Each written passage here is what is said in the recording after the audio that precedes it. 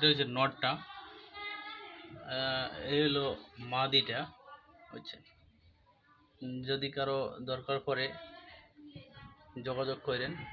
একজোড়া সবজির আচার রানিং, ডিম দিয়ে দিবে কিছুদিনের মধ্যেই।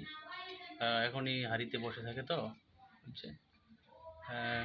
যদি কারো দরকার পড়ে একবারে একজোড়া সবজির আচার, যদি কোনো ভাইয়ের পছন্দ হয় তাহলে যোগাযোগ করবেন।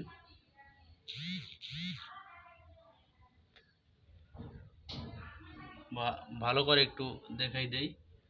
এই যে মাদিটা, হ্যাঁ, একবারে ভয় পাইতেছে একটু, বুঝছে, ভয় পাইতেছে।